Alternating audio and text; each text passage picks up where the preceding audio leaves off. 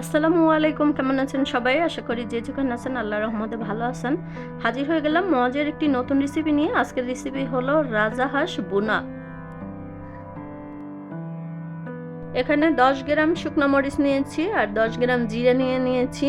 আর এখানে আমি বড় সাইজের একটি রসুন নিয়ে নিয়েছি। আর এখানে আমি 5-6 টুকরা আদা নিয়ে নিয়েছি।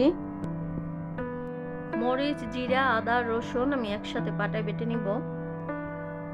এখানে আমি 4-5 টুকরা দারচিনি নিয়ে নিয়েছি আর লং নিয়েছি 4 টুকরা।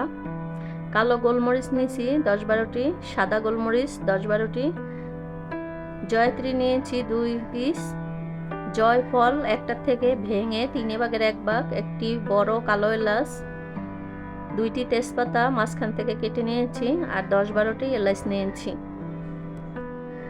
এখানে আদা, রসুন, মরিচ যেগুলো ছিল এগুলো একত্রে আমি পাটায় বেটে নিয়েছি। এখানে 3 কেজি আমি রাজাহাঁসের মাংস নিয়েছি, রানগুলোও একটু বড় বড় রেখেছি আর রাজাহাঁসের পাগুলোও নিয়ে নিয়েছি আমি। আর পাখনাগুলো একটু মাঝখান থেকে কেটে নিয়েছি আর মাংসটা ভালো করে ধুয়ে আমি পানিটা ঝরিয়ে নিয়েছি। এখানে আমি কড়াইটা একটু ভালো করে গরম করে নিয়েছি আর দিয়ে দিলাম 1.5 কাপ পরিমাণ তেল আর তার ভিতরে দিয়ে দিলাম 1 কাপ পরিমাণ পেস্ট।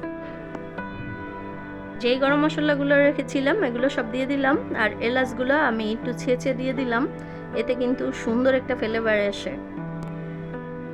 সব সময় চেষ্টা করি গরম মশলাগুলো পেঁয়াজের সঙ্গে একটু ভেজে নেওয়ার জন্য। গরম মশলাগুলো সবসময় পেঁয়াজের সঙ্গে ভেজে যে কোনো মাংস রান্না করলে সুন্দর ফ্লেভার আসে, খেতেও খুবই স্বাদ হয়। এবারে বাটা মশলাগুলো দিয়ে দিব।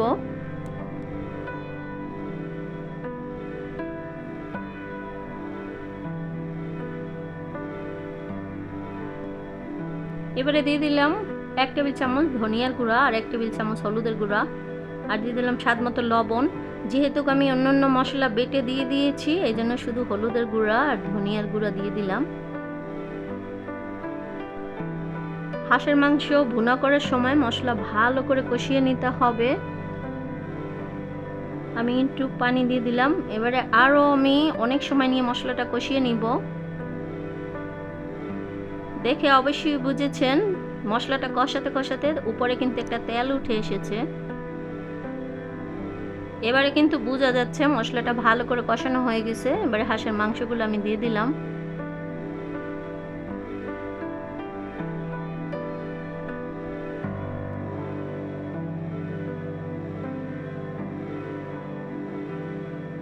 মাংসটা দেওয়ার পরে এইভাবে মশলার সাথে ভালো করে মিশিয়ে দিতে হবে যাতে মাংসের সাথে মশলাটা ভালোভাবে মিশে যায়। এই জন্য কিছুক্ষণ এভাবে মশলার ভিতরে নাড়াচাড়া করে নিতে হবে।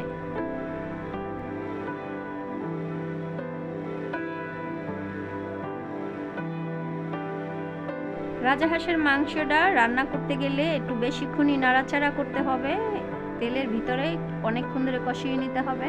তো আমি ভালো করে নাড়াচাড়া করে নিয়েছি, এবারে আমি ঢেকে রান্না করব কিছুক্ষণ।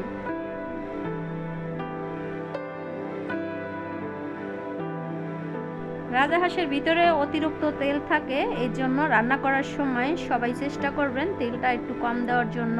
তো দেখে অবশ্যই বুঝেছেন আমি ঢেকে যখন রান্না করেছিলাম মাঝে মধ্যে আমি একটু নাড়াচাড়া করে দিয়েছি। এর ভিতরে দেখেন কি পরিমাণ তেলটা উঠেছে।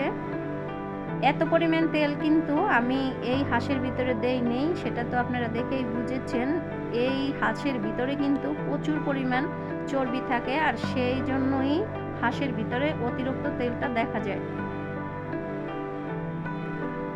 এই তেলের ভিতরেই মাংসটাকে ভালো করে নাড়াচাড়া করে নিব যাতে ভালোভাবে সিদ্ধ হয়ে যায় আর মাংসটাও ভালোভাবে কষানো হয়ে যায়।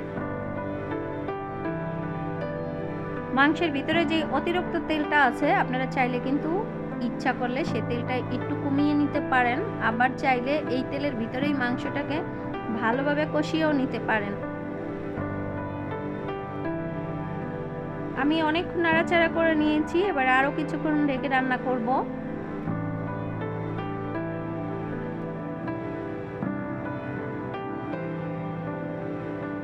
এভাবে কষাতে কষাতে কিন্তু মাংসটাও সিদ্ধ হয়ে যাবে আর মাংসের ভিতরে এক্সট্রা যে ঝোলটা ছিল সেটাও কিন্তু শুকিয়ে যাবে, তাতে কিন্তু মাংসটা কষানো খুবই ভালো হবে। রাজাহাঁস কিন্তু অতিরিক্ত শক্ত থাকার কারণে অনেক সময় ধরে কষাতে হয়, আর এটা কিন্তু গরুর মাংসের থেকেও বেশি টাইম লাগে সিদ্ধ হতে, এই জন্য অতিরিক্ত বেশি পরিমাণ কষাতে হয়। তো আমি কিন্তু এতক্ষণ তেলের ভিতরে অনেক নাড়াচাড়া করেছি আর মাংসটা মোটামুটি সিদ্ধ হয়ে আসছে। তো এবারে আমি কিছু পরিমাণ ঝোল দিয়ে দিলাম। ঝোলটা দেওয়ার পরে আমি আরও কিছুক্ষণ নাড়াচাড়া করে নিব।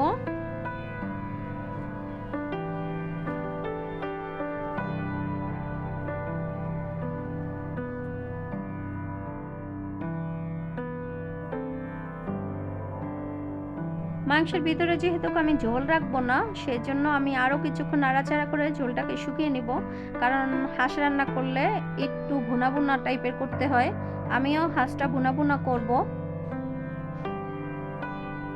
মাংসটা কিন্তু অনেক ভালোভাবে সিদ্ধ হয়ে গেছে আর আমি চুলাটা অফ করে দিয়েছি। এবার চুলা থেকে নামিয়ে নিব। কোনো রকম মাংসের ভিতরে ঝোল রাখি নেই, একেবারে ভুনা ভুনা হয়েছে।